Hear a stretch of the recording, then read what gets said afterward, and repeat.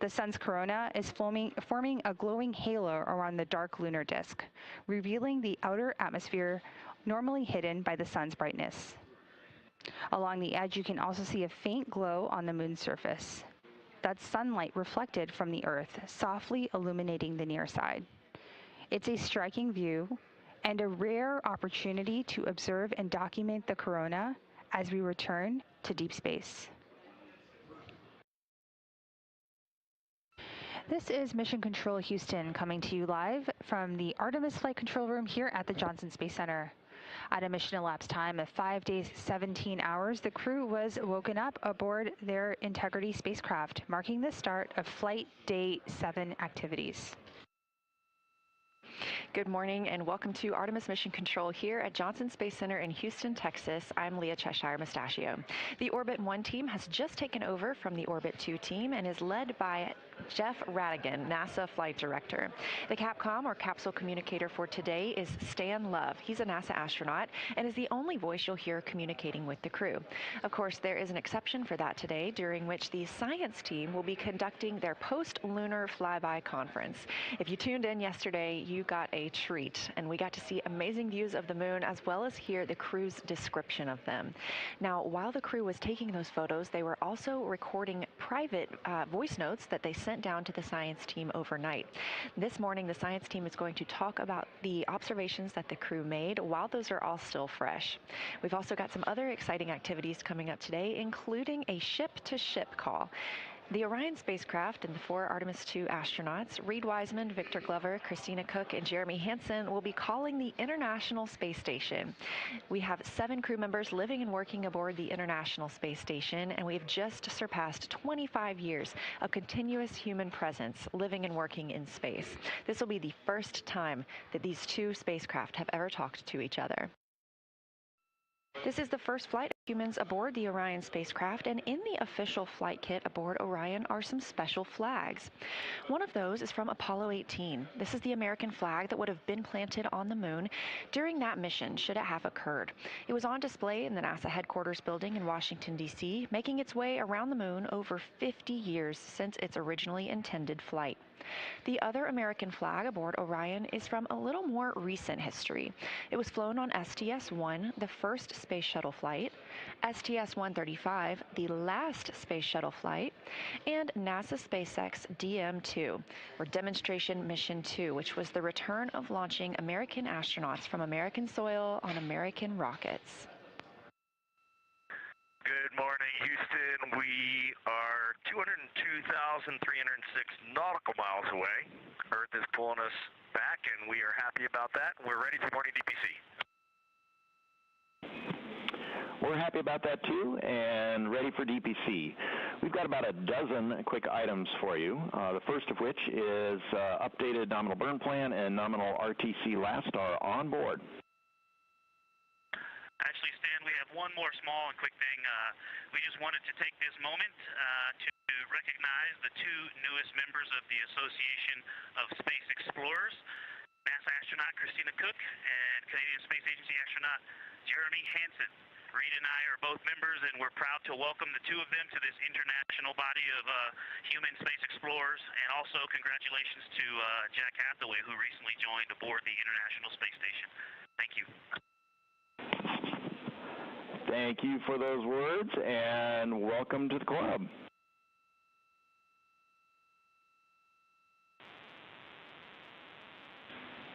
Integrity, this is Houston. Are you ready for the event?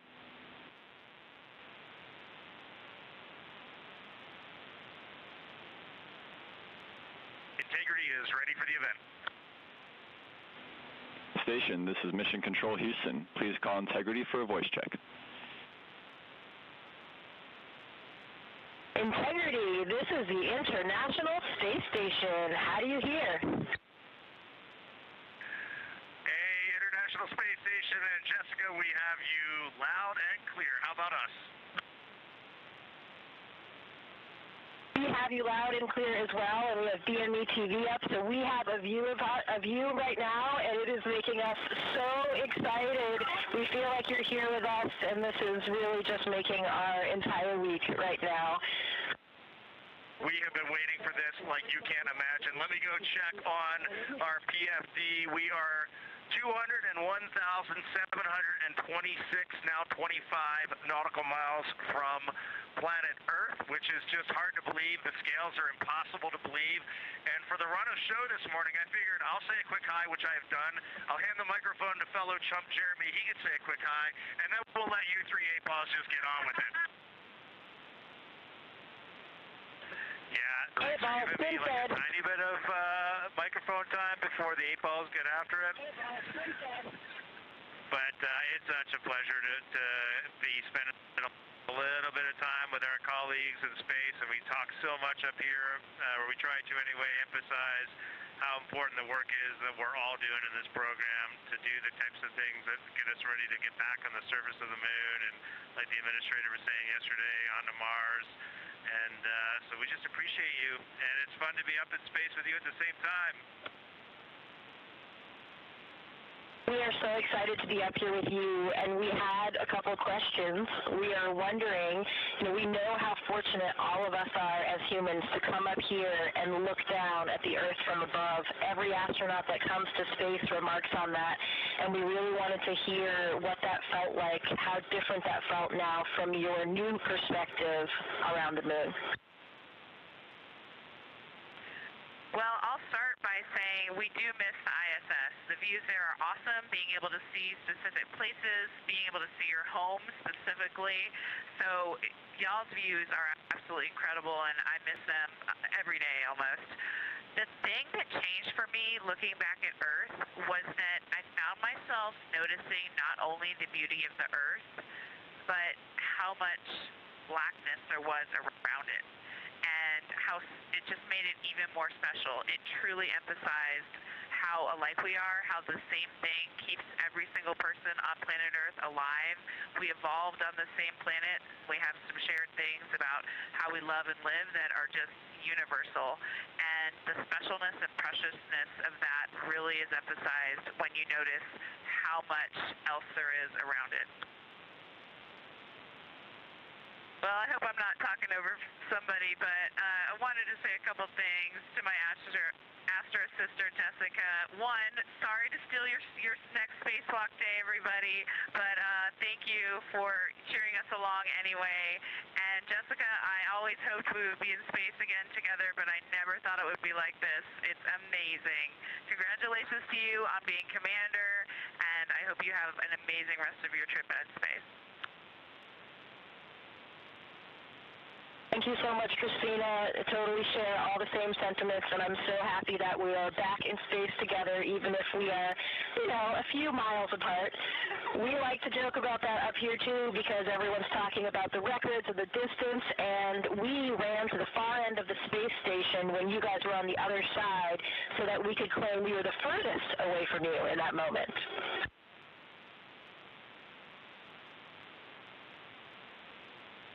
Love all four of you so much.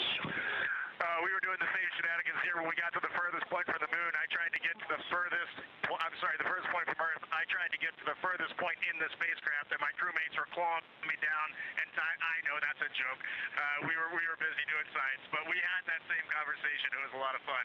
I don't know how much longer we have here, but from the four members of the spacecraft integrity, we really want to just say our deepest appreciation to the 7 members of the International Space Station, and this has been a true treat. It takes the entire world to do amazing things like this, and to get to come together as this group of people and talk for just a minute at these distances. We are all off the planet Earth right now, and we're all going to go home to that planet, and that is a very special thing. So thank you all for tying in. We are loving all four of you from here, from the space station in low Earth orbit. We'll keep the fires burning here.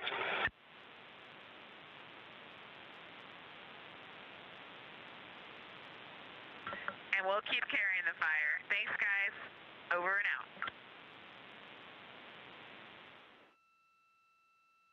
Coming up next for the Artemis II crew is a conference with the science team. They will be reviewing what they saw yesterday during their lunar flyby, sharing any findings or interesting information with the science team while it's all still fresh for the crew members. Of course, they have quite a lot of audio recordings that have been downlinked to the science team, and that team has been reviewing and will continue to do so to help them understand what the crew saw and formulate new thoughts about our moon. Integrity science, I have to start with a giant wow. Our whole lunar science team and the broader science community has been pouring out positive feedback and gratitude, so know that what you did yesterday really made a difference scientifically. Also want to say the science team has confirmed the locations of the proposed Integrity and Carroll craters, and it was such a powerful moment here for everybody listening and following along. And then also, just before I dive into the list of questions, we heard both Christina and Victor yesterday commenting that being able to discuss with each other amongst your crew, taking things from observation to inference to hypotheses, really added scientific value, and so we'd love to build on that here. So we'll ask specific questions for you guys, but please treat it like a discussion as we heard you yesterday that enhanced value. When you're ready, I'll dive into our questions. Good. Okay, for Christina and Victor, during Earth's set, we heard you say that the Earth was so bright it made the moon look dark. So you all had the Earth in view during the majority of your flyby. Did you notice any time when the brightness of Earth began to change your view of the moon's brightness? And can you describe how your perception of the moon's color changed as the Earth came closer to the moon? Yeah, absolutely. And essentially, as soon as the Earth became in the view, the easy view, where I didn't have to turn my head, when it was in what I'll call my field of view, not my field of regard, when I could just see it looking straight, the moon was already at a point where I was losing subtle albedo differences. I think it's the angle of incidence. The angle, the sun to the moon didn't change much, but we moved to the side, so we were seeing a different angle, and the color was less apparent. Oriental had also rotated really close to the limb, so a lot of the features that I was looking at were moving away, but I think the change in lighting was due to the angle of incidence, but then when the Earth became apparent, its brightness, it was so bright. It was so bright it looked out of place. The gray of the moon and the black of space kind of seemed to go together, but then more in the dull sense, but then the vividness and brightness, like the difference between an LED display and a painting, right? You can just do things with light that you can't do with paint colors. The Earth looked out of place, and it just continued to dim the albedo and color that was earlier apparent in the moon. I'm passing to Christina. You saw me nodding vigorously back here. That wasn't just my fantastic listening skills. I was nodding to make sure. Oh, we're not on video. This whole time I've been putting on a show. I was nodding, now you know, because I agreed with everything he said. I'll add a couple thoughts that popped into my mind, which was, I think I made the comment that the moon turned into a sponge of light. In my mind, before the Earth came into view, the moon actually was reflecting light, and it was lit up. As soon as the Earth got close enough to be in my field of view to take them both in at the same time, exactly what Victor said, it dulled, it turned into a sponge. It's almost like it went matte. Next question is for all of you. EE.UU crater was observed by all four of you, and we're interested in whether your different viewing angles resulted in how you observed EE.UU. Jeremy and Reed saw it first. Were you able to see the ejecta rays, the central peak? And then Christina and Victor, you were next, and you observed EE.UU later in the past. Could you resolve similar or different features than what you're about to hear from Jeremy and Reed?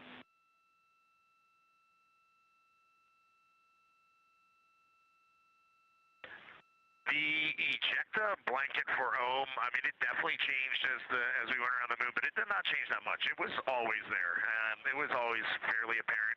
What is more apparent than the ejecta is the brownish gray darker area that makes the like 12 o'clock to 3 o'clock cut of the pie shape, like that was always very apparent, and the ejector rays just made that contrast much more apparent. But overall, OHM did not change drastically as we went around the moon, unlike Oriental, which drastically changed as we went around the moon.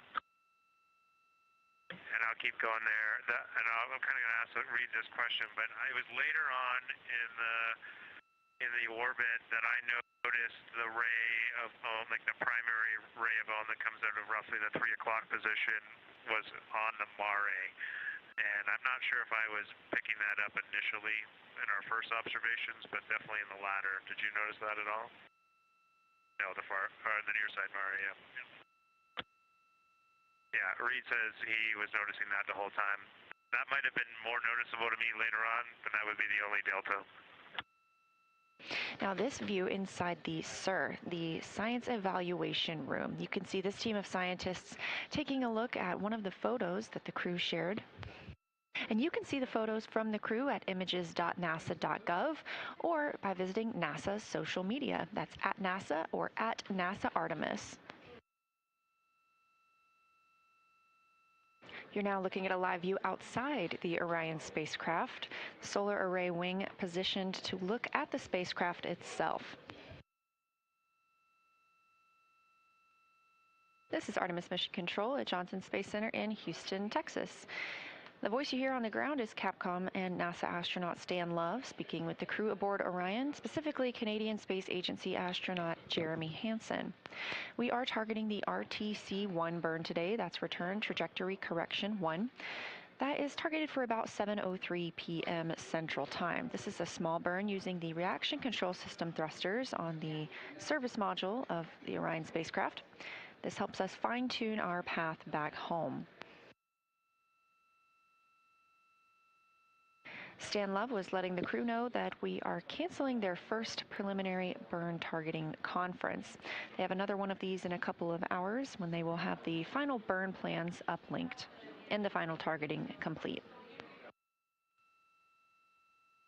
Here's a video from the outside of Orion, and as we mentioned, pilot Victor Glover is exercising.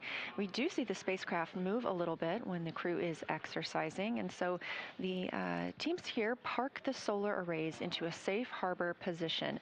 That means any motion that they experience due to the exercise doesn't damage the solar arrays. You're looking at a visualization of the spacecraft. Now 48,670 miles from the moon and 228,090 miles from Earth, continuing to grow closer. You can keep up with this data at any time by visiting nasa.gov/track-Artemis. Down and to the left, line 17, the DAP load is 3 for burn maneuver.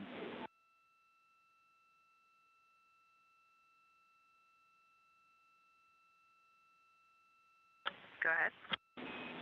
In the guidance solutions section, the delta V tote now 1.4 feet per second. The TGO is unchanged at 15 seconds.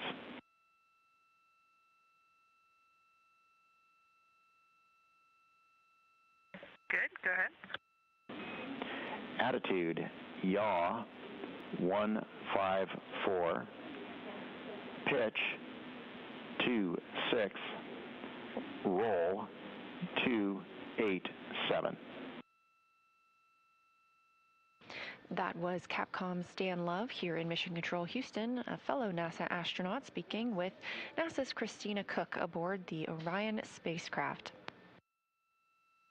The crew aboard the spacecraft is preparing for their return trajectory correction burn. It's the first of these return trajectory correction burns, reported to be a 1.4 foot per second delta V burn.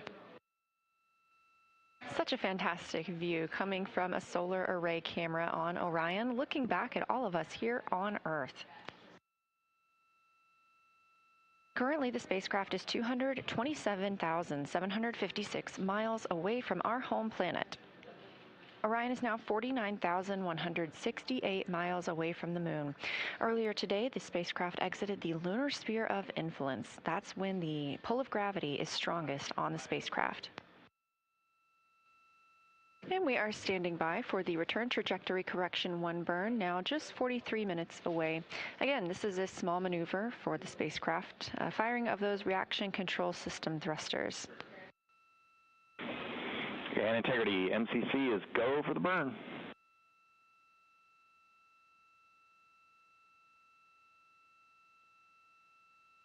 Okay, we copy, you're still go, and we're go up here. Ground team confirmed that we are go for the RTC-1 burn, return trajectory correction 1, coming up in 27 minutes. That will be at 7:03 p.m. Central Time. Integrity, tank pressures are good for the burn. Standing by for the RTC-1 burn.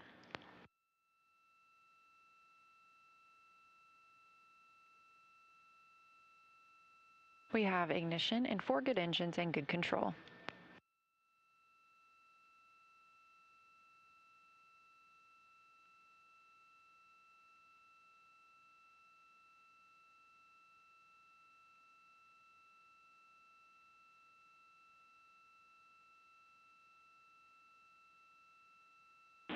Integrity, preliminary look is a good burn. Still assessing, 40 seconds to LOS.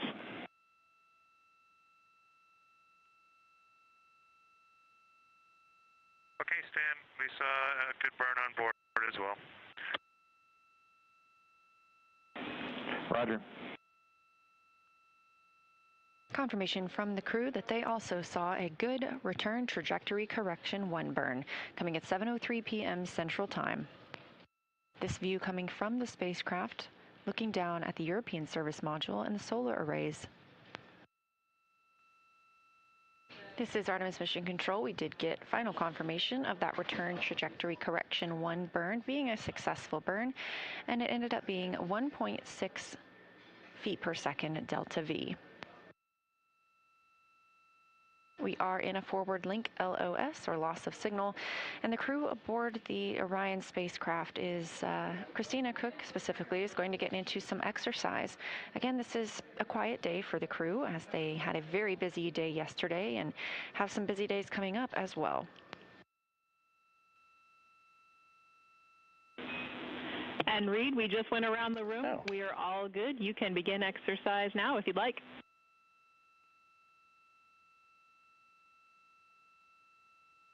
Okay, we will. It is pretty interesting up here. I'm sure you see in the data, but we can definitely feel the vehicle moving around when folks are exercising. It's pretty cool to just sit there and float and feel the vehicle kind of. It's not like a ship rocking in the ocean, but you definitely feel it wiggling around.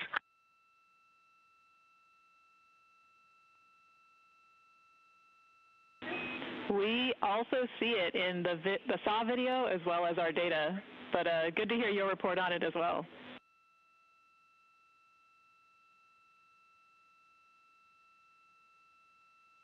Hey, one last question. This is for a little later tonight, but we kind of want to do a couple deep sky long exposure photographs. If the saws are in the windows and it's possible to get the lights turned off on the SAW cameras in about an hour, we might appreciate that, but clearly not if it interrupts any sort of ops down there.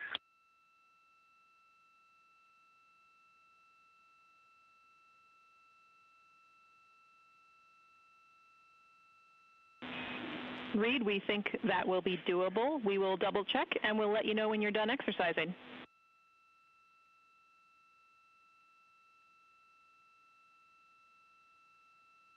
Okay, great. Thank you.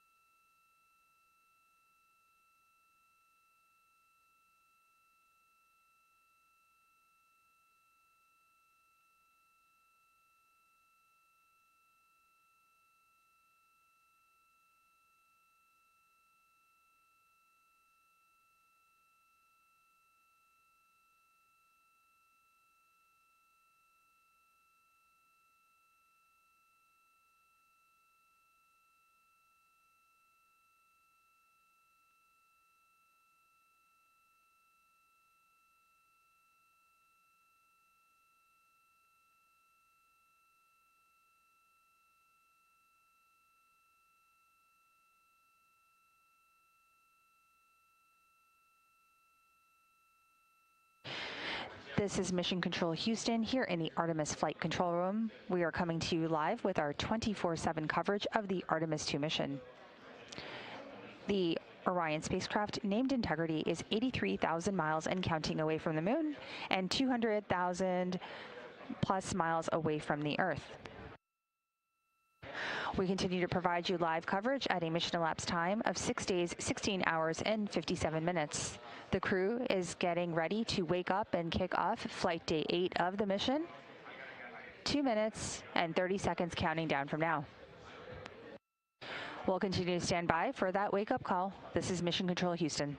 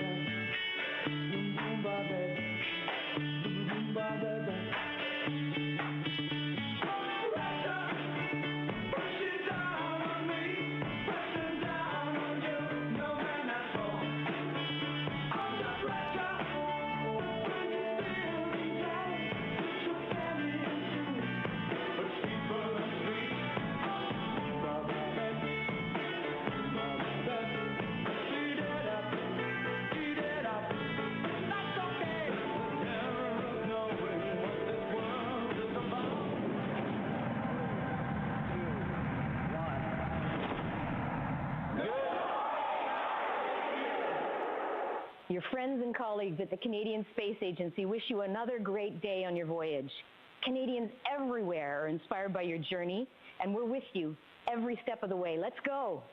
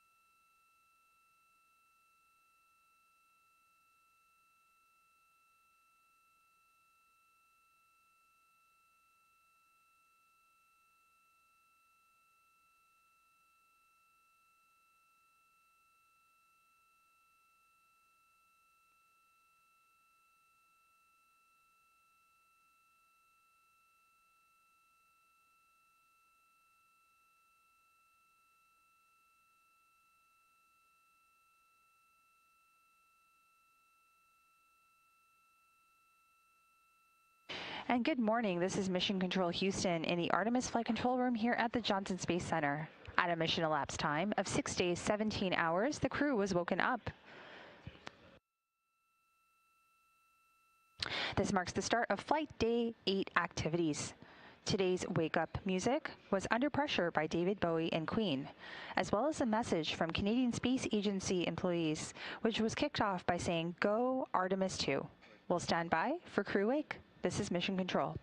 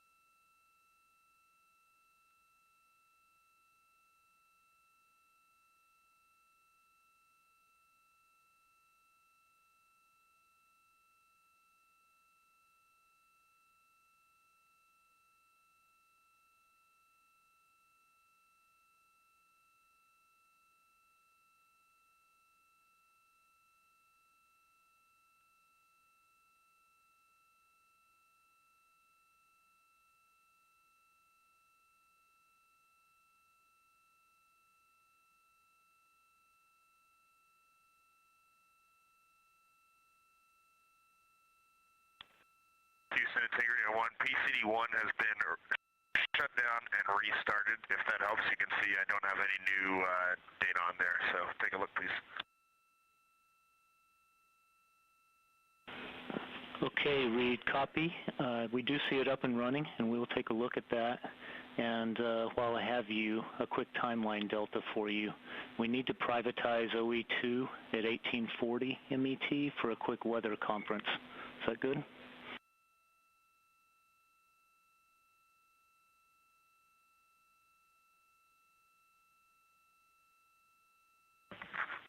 Yes, that's great.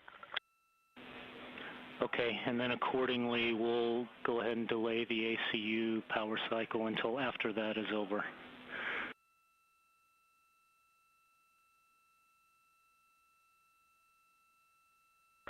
Okay, I don't think anybody's really reviewed the timeline yet, and I don't have a timeline on PCD-1, just so you know, but we'll look, and we'll no problem with all of that. Thanks, Mark.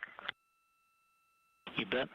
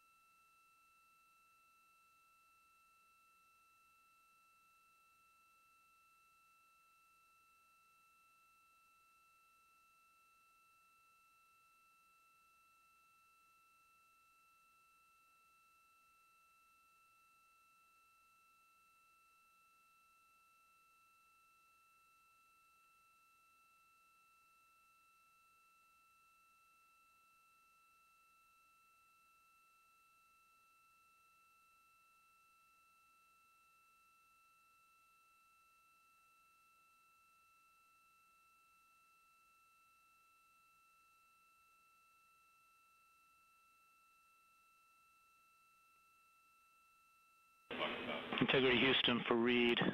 We are going to go ahead and sync your PCD now and your email.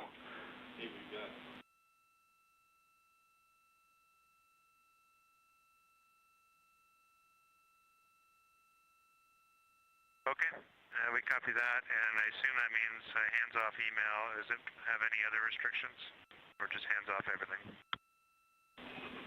Yeah, just hands-off email. And also the weather conference, the weather is looking good. We'll give you the details during that conference.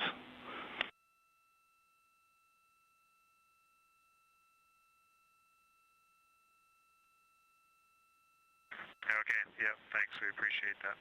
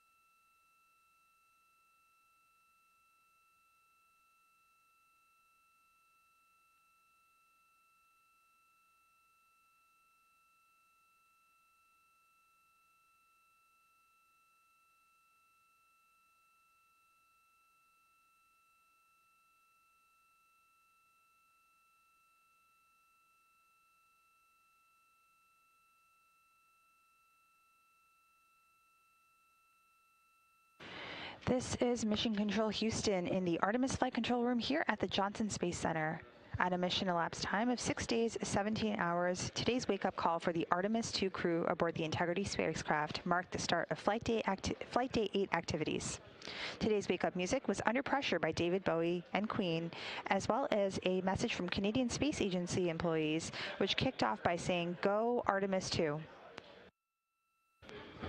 Activities today are focused on a Orion crew survival suit detailed flight test objective where all 4 crew members are scheduled to test an orthostatic intolerance garment. During the test, the crew will evaluate the garments, which is specialized equipment designed to help astronauts maintain blood pressure and circulation during the transition back to Earth's gravity. An on-orbit news conference comes up later on in the day at 8:45 p.m. Central Daylight Time, today, Wednesday, April 8th, to speak with media as the crew is heading back to Earth in 2 days, 7 hours, and 49 minutes and counting down. There's a second detailed flight test objective that will focus on manual piloting, where the crew aboard Integrity will take manual control of the spacecraft using Orion's field of view to center a designated target before guiding the spacecraft to a tail-to-sun attitude and comparing Orion's control modes. The manual piloting demonstration will begin at 9:55 p.m. Central Time. The crew aboard Integrity remain on a free return trajectory as they make their way back home to Earth. Meanwhile, in Artemis Mission Control, the Orbit 3 team here has handed over to the Orbit 1 oncoming flight control team. I'm Nilofer Ramji, handing things over now to our Orbit 1 commentator, which includes Leah Cheshire Mustachio, who'll take you through the next few hours as we kick off Flight Day 8 of the Artemis II mission. And later, our Orbit 2 commentator, Anna Schneider, who will be taking you through the rest of the crew's day. Signing off, this is Mission Control Houston.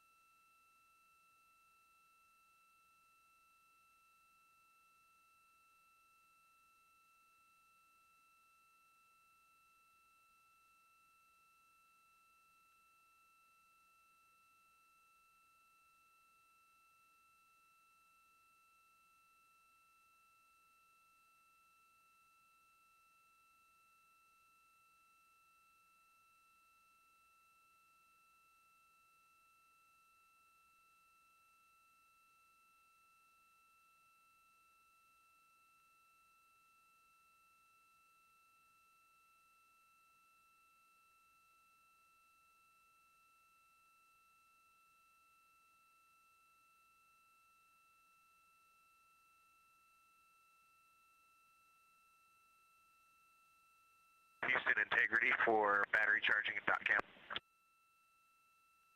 Go ahead, Reed. Orbit 1 team is with you now.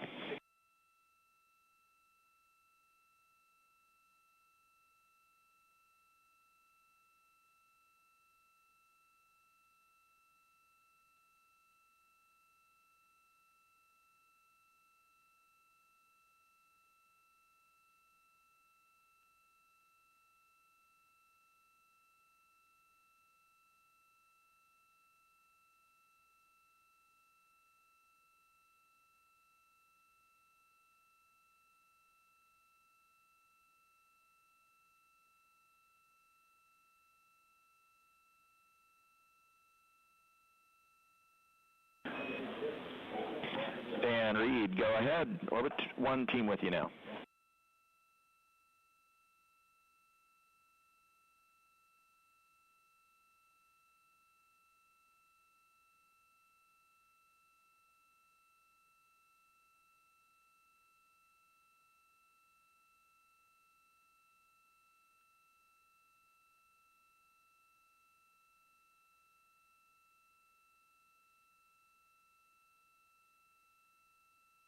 Houston, integrity, orbit 1, radio check.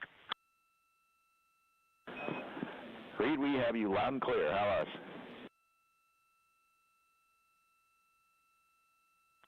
Gotcha, the same. Don't know if you heard my last. For the docking camera, I know we're going to use it periodically today, but when it is not being used, is there any chance we can unpower and plug in the USB-C power strip? We're running a little bit low on some of our peripheral battery power. We heard your earlier call. Evidently, you didn't hear our response and checking on the docking cam.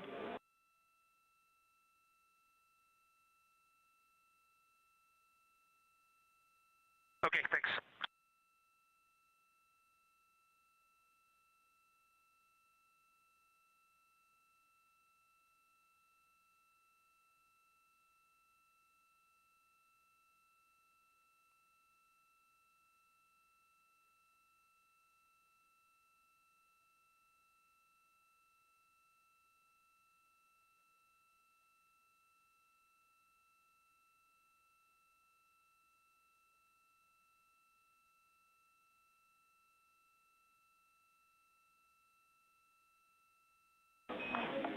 And Reed, we're using the docking cam for another 30 minutes. After that, you can unplug it and use the USB charger.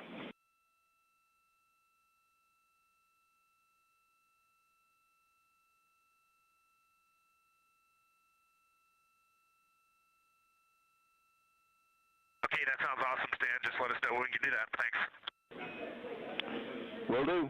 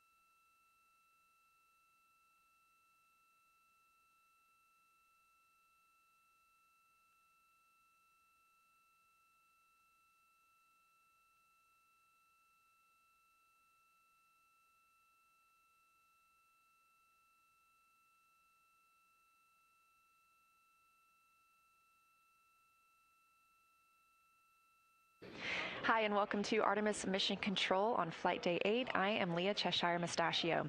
The Orbit 1 team has just taken over in the room, led by Flight Director Jeff Radigan. We are on Flight Day 8, and the spacecraft is now just under 200,000 miles away from home. Our 4 astronauts, Reed, Christina, Jeremy, and Victor, all beginning their journey back to Earth. It's going to be a busy day for the crew. They are going to have some exercise timelined, as well as a chance to check out their orthostatic garments, part of their Orion Crew Survival System suits. They'll also have a couple of public affairs events when we look forward to hearing and seeing the crew.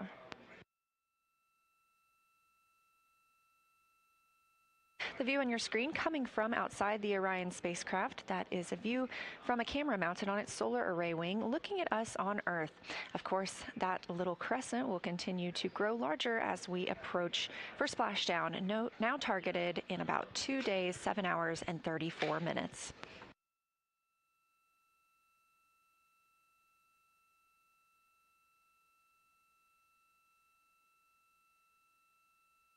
The crew woke up at 10:35 a.m. today, Central Time, to the song Under Pressure. They are now in their post-sleep period, conducting any hygiene, configuring their cabin by putting up their window shrouds and their sleeping bags, as well as enjoying breakfast. Flight Day 8 on the menu for breakfast, we have couscous with nuts, vegetable quiche, granola with raisins, almonds, oatmeal and brown sugar, peanuts, strawberry lavender super seed, protein bars, and of course, some coffee.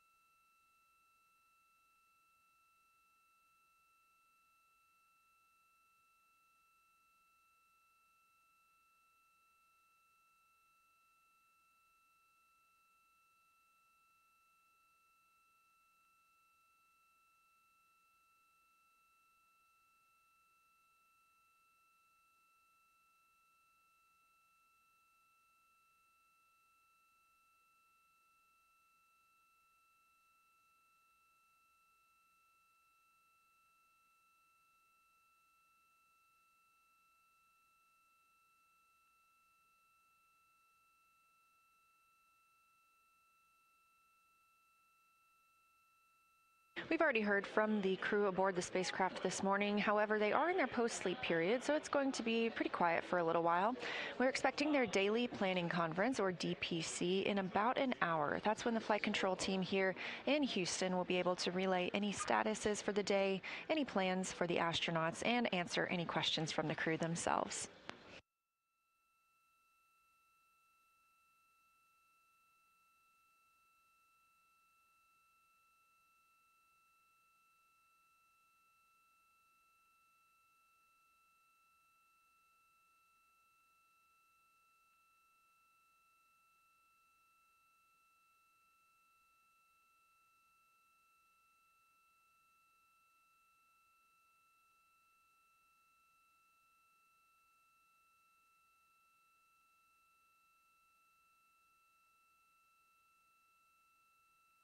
We are a mission elapsed time of 6 days and 18 hours since the launch of Orion atop the Space Launch System from Kennedy Space Center in Florida, but we are on Flight Day 8, so before we get into the flight day, let's take a moment to get reacquainted with our crew.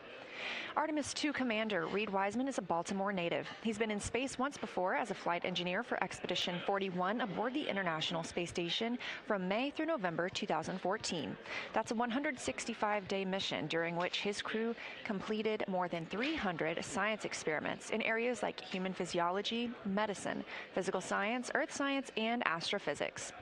He also served as chief of NASA's astronaut office from December 2020 to November 2022, and back on Earth has 2 daughters. Artemis II pilot Victor Glover was selected by NASA as an astronaut in 2013. At that time, he was serving as a legislative fellow in the United States Senate. His first trip to space was in November 2020 when he launched as a pilot of NASA's SpaceX Crew 1 mission. And that was the first operational mission of NASA's Commercial Crew program, which resumed launching American rockets from American soil to the International Space Station since the end of the Space Shuttle program. Victor is a U.S. Navy captain and naval aviator who served as a test pilot, racking up more than 3,500 flight hours in more than 40 different aircraft. Back on Earth, he and his wife have 4 children. Mission specialist Christina Cook is a native of Grand Rapids, Michigan. She was selected to the astronaut corps the same year as Victor Glover, 2013. She served as a flight engineer on the space station from March 2019 to February 2020, during which she set a record for the longest single spaceflight by a woman, with a total of 328 consecutive days in space. During that expedition, she also participated in the first ever all-female spacewalk with her colleague Jessica Meir, currently aboard the International Space Station. Before becoming an astronaut, Christina helped build space science instruments and led scientific fieldwork in some of the most remote environments on the planet. Her hobbies include surfing, rock climbing, community service, yoga, travel, and photography. First-time flyer Canadian Space Agency astronaut Jeremy Hansen is flying to the moon as a mission specialist on the Artemis II mission. This London, Ontario native was selected as an astronaut in 2009 and then worked as a CAPCOM, or Capsule Communicator, here in Mission Control.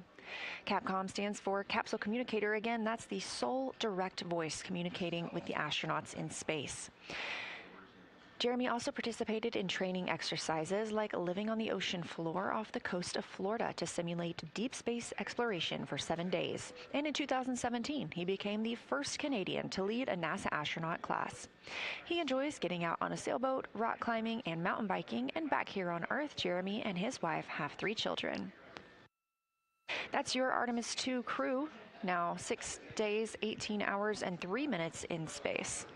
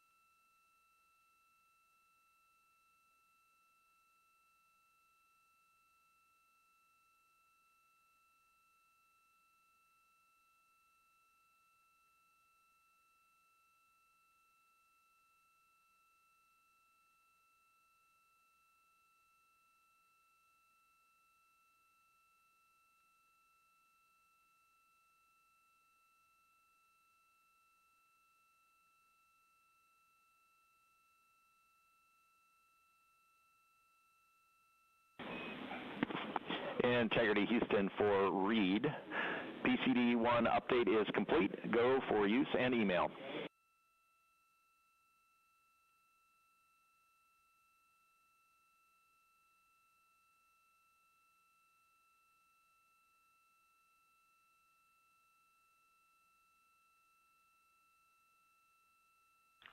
All right, Stan, that is outstanding. We also had a couple items for PAO from yesterday in the imagery for downlink on that PCD, 3 folders with GMT097.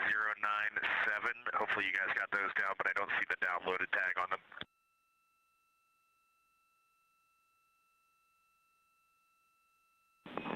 Reed will start bringing those down now.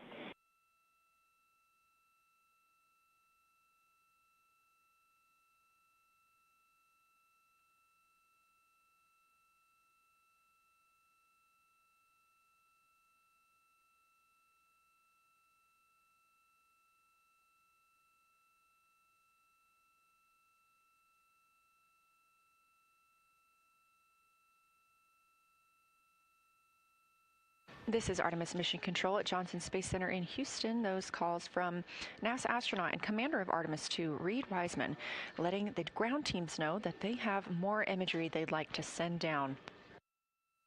We really look forward to seeing that, and we've really enjoyed seeing all of the photos that they've sent so far.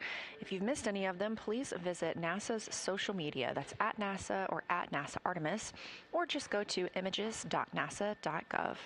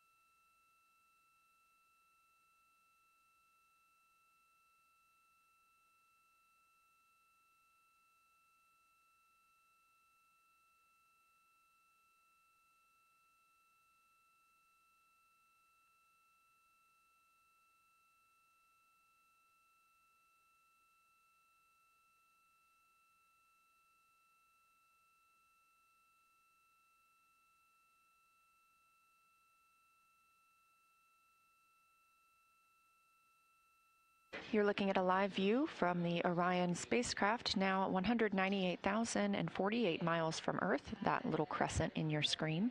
Of course, that'll continue to grow over the next couple of days, looking significantly larger tomorrow and even more so on Friday as we prepare for splashdown in the Pacific Ocean. We're now 85,930 miles away from the moon, having completed our lunar flyby on flight day 6.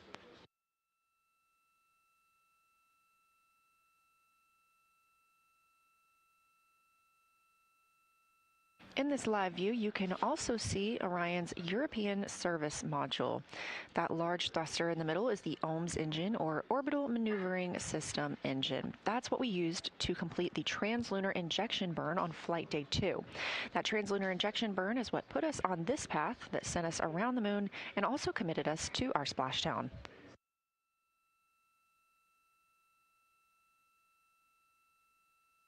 Since the translunar injection burn, we have only completed 2 small trajectory correction burns. These are using the reaction control thruster systems on Orion.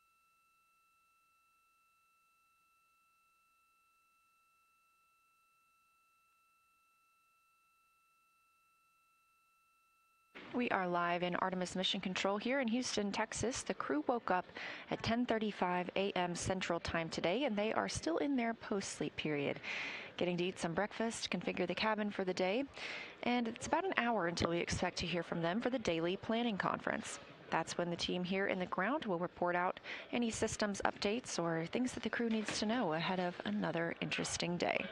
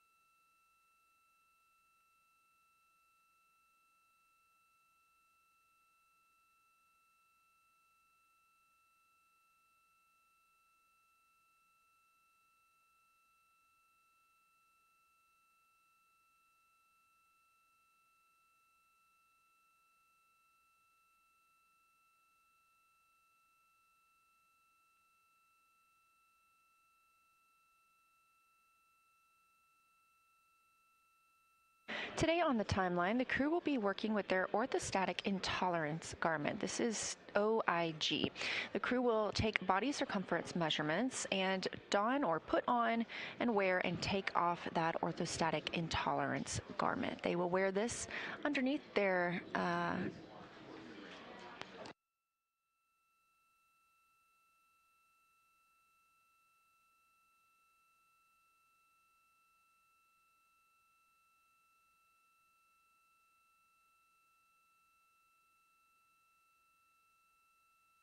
The crew will each take turns taking these measurements for each other, and at the same time, a couple of other crew members will be exercising.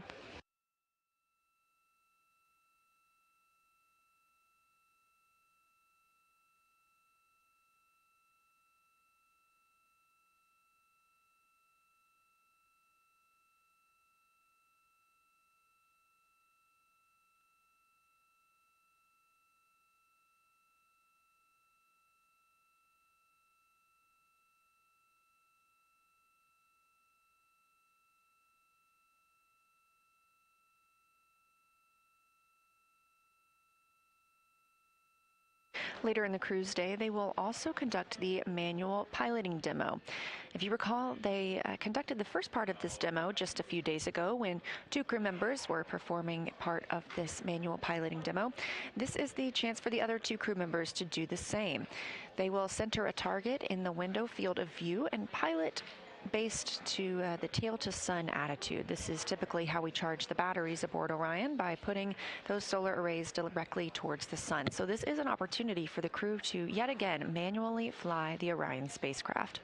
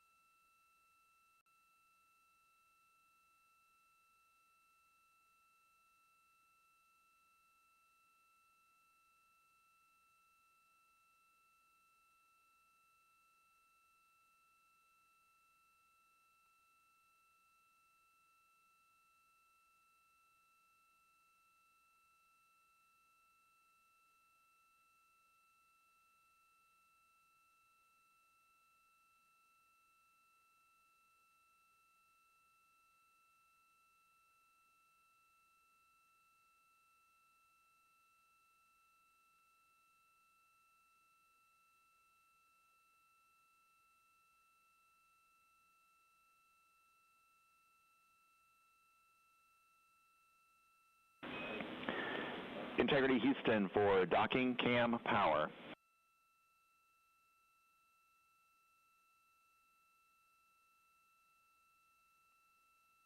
Go ahead, Stan.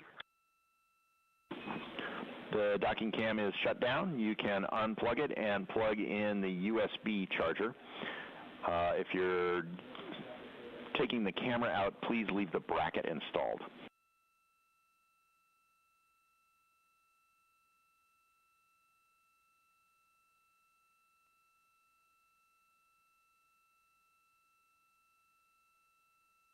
Yep, absolutely. We're going to leave the docking camera installed for the most part today. I don't expect us taking it down, but we'll let you know if we do. Thanks. We're turning it off. Roger.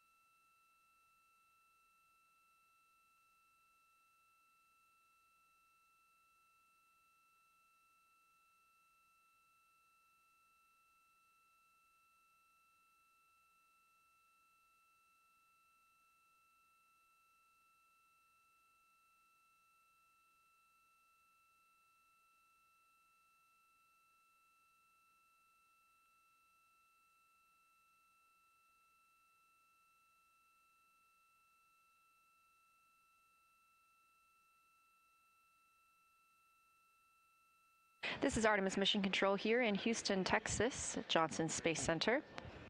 We are in the Orbit 1 shift, and the astronauts woke up at 10:35 a.m. Central Time aboard Orion. This view coming from the spacecraft, looking live at us back here on Earth, the destination for our crew. Splashdown is targeted for April 10th, 2 days, 7 hours, and 1 minute from now.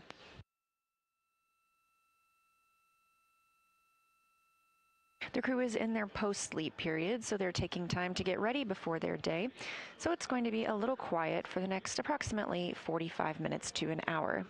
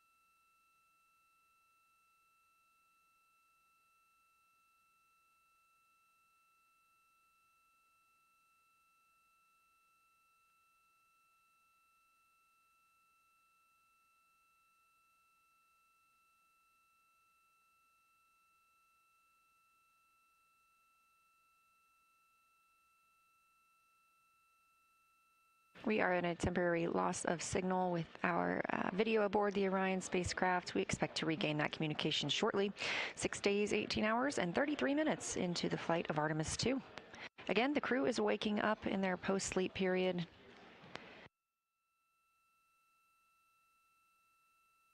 They have a full day today after having a little bit of a rest day yesterday following their very, very busy lunar flyby on Flight Day 6.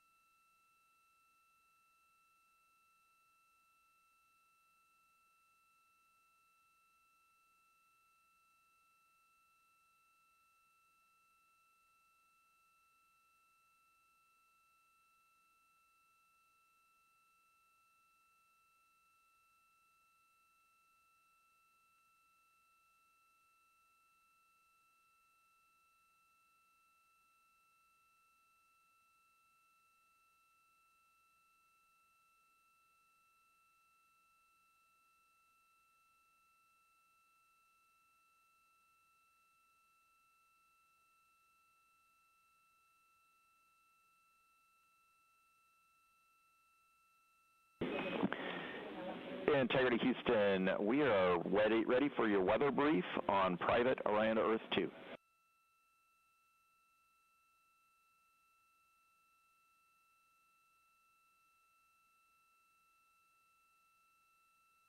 Heading over now.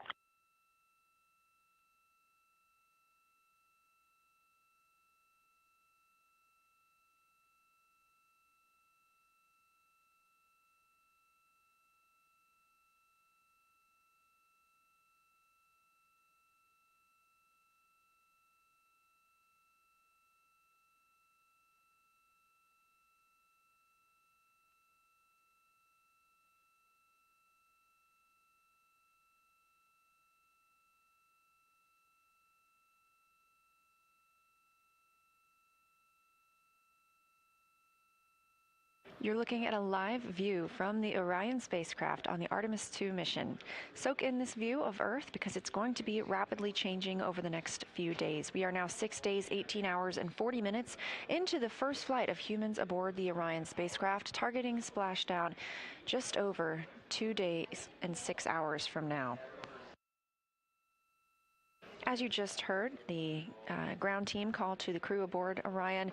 They are ready for a little weather briefing, and that would be specifically for their splashdown attempt. By allowing them to have a private discussion on their loops or their communication channels, this lets the astronauts ask any questions or express any concerns freely.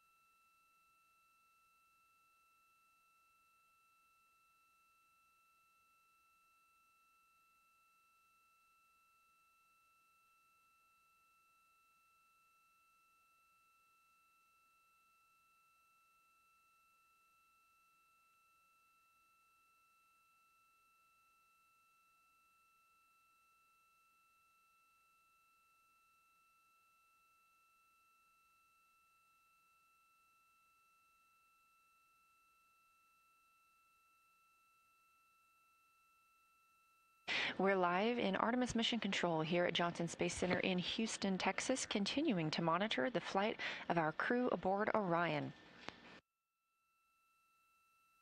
The spacecraft is now 197,043 miles away from Earth, the small sliver you see on your screen. You can keep up with where Orion is at and its configuration at any time by visiting nasa.gov/trackartemis. Again, the crew is in their post-sleep period, having woken up at 10:35 a.m. Central Time, and we expect to speak with them in about 40 minutes. That'll be for the daily planning conference when teams on the ground relay the status of the spacecraft for the day, as well as answer any questions from the crew before they get to work.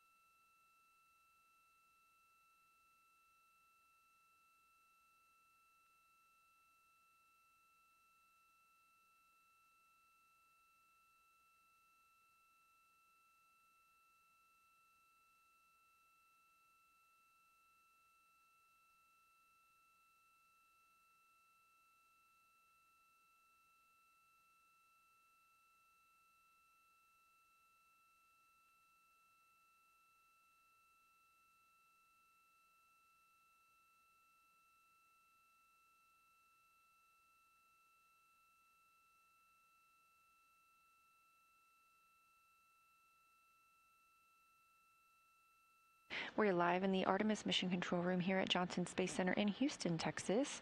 A quiet morning so far. The crew woke up at 10:35 a.m. Central Time and have since been in their post-sleep period, getting ready for the day. We expect to talk with them in about 30 minutes for the daily planning conference.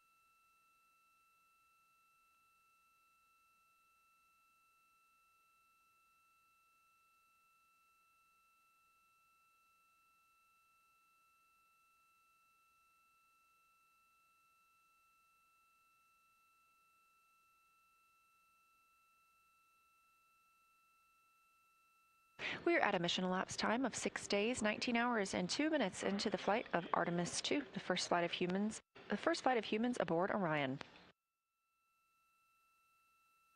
We are now 87,479 miles away from the moon, a number that continues to grow.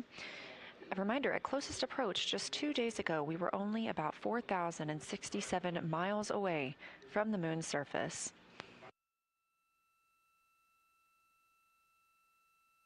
We expect to talk with the crew in about 15 minutes for their daily planning conference. This is following their post-sleep period, and we'll get them ready for the day.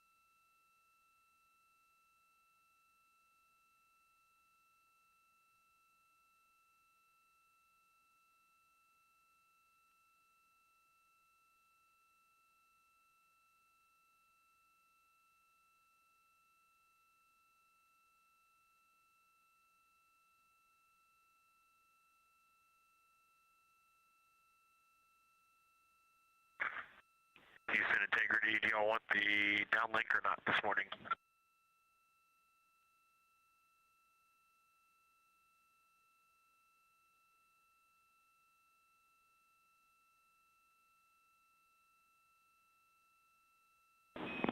And Reed, we always love to see you, but we won't have the bandwidth. Stand by.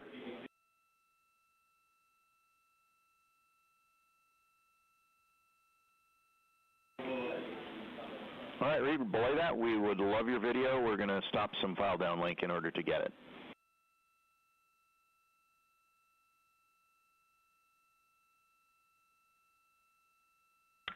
Okay, sounds good. We'll get it on in just the next minute or two. Looking forward to it.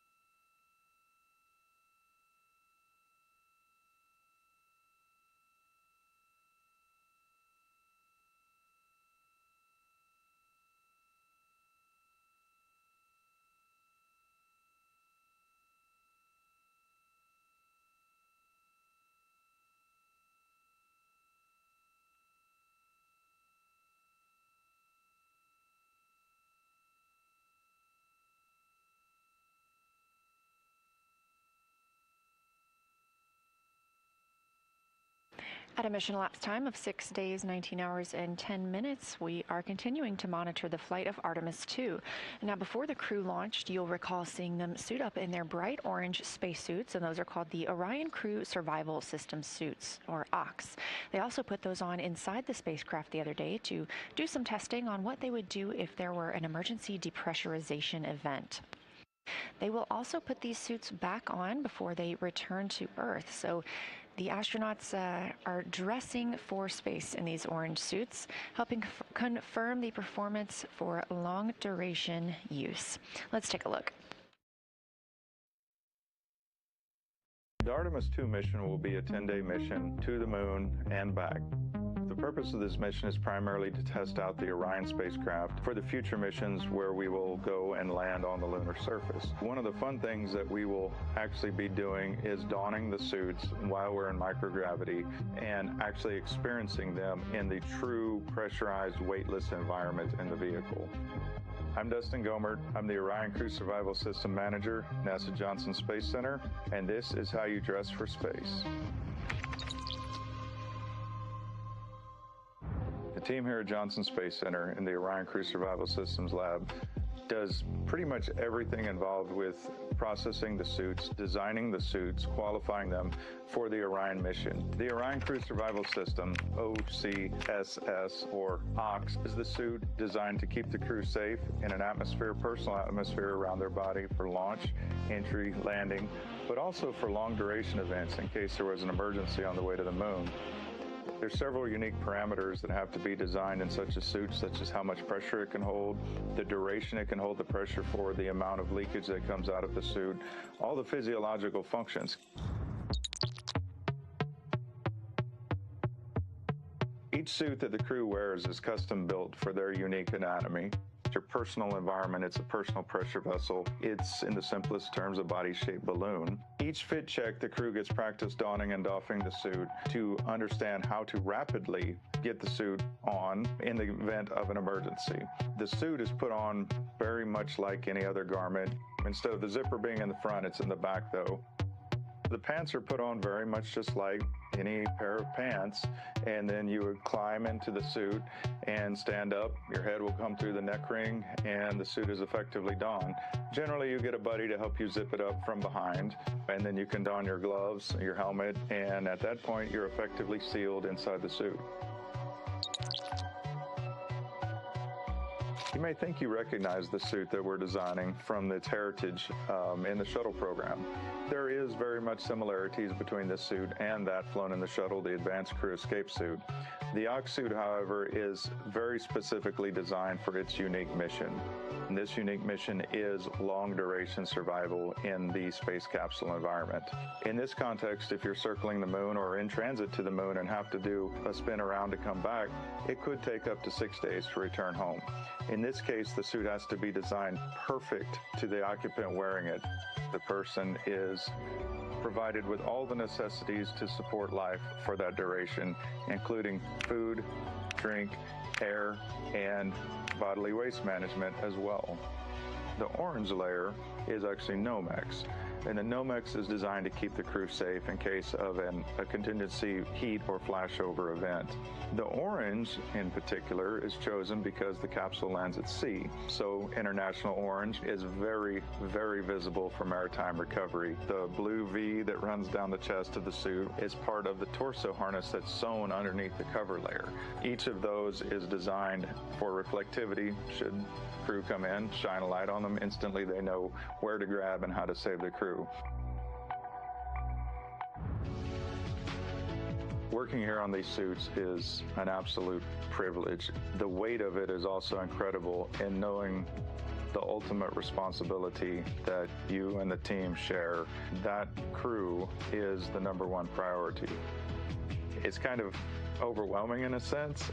It's exciting in a sense. It's awe-inspiring in every possible way.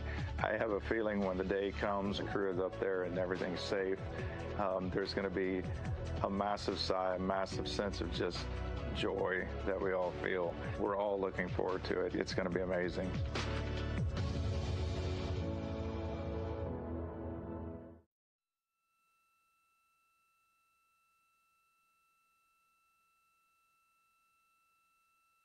You're looking live at a view inside the Orion spacecraft, now on flight day 8 into the first flight of astronauts aboard Orion. All 4 crew members are just wrapping up their post-sleep period, getting ready for the day and getting ready for their daily planning conference. We're expecting that here momentarily when they'll talk down with teams in Mission Control Houston, getting an update on their systems aboard the spacecraft, any plans for today, and asking and answering any questions.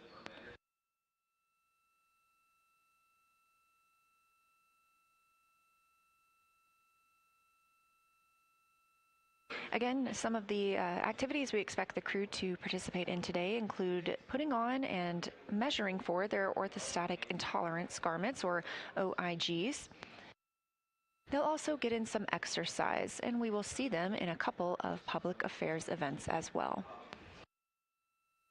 Later this evening, they will continue that manual piloting demo where the crew members get a chance to manually fly the spacecraft. It's looking more like a regular timeline today for the crew following yesterday's mostly rest day.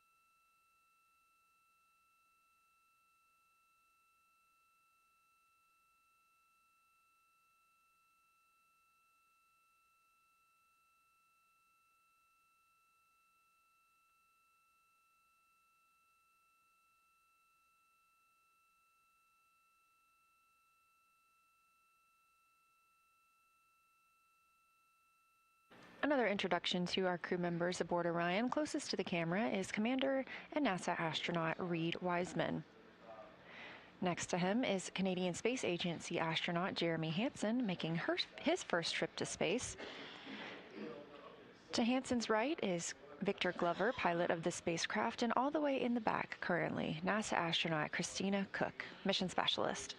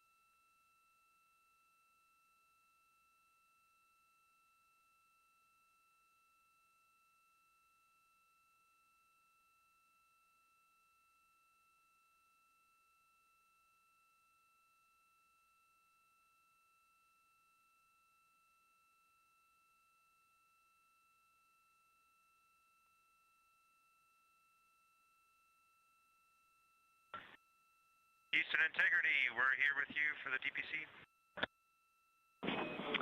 And we're here with you. A couple of quick system notes to start. We put a routine state vector update on board about 30 minutes ago. Also, the Orion clock drift has been very small all flight. We just put our one and expected only time correction on board. We put a little predict on that, so we think it'll be almost exactly 0 at entry. For timeline, Victor, first item for you when you're ready to copy.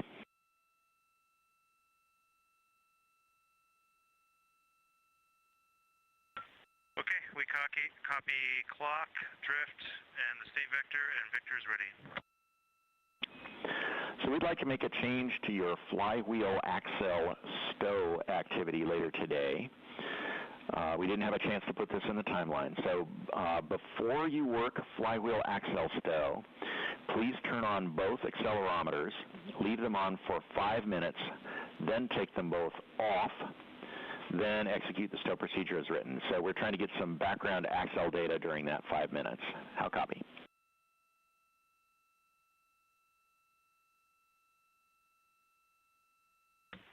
Okay, we got it. All right, next, you are carrying a flag from Apollo 18. We'd like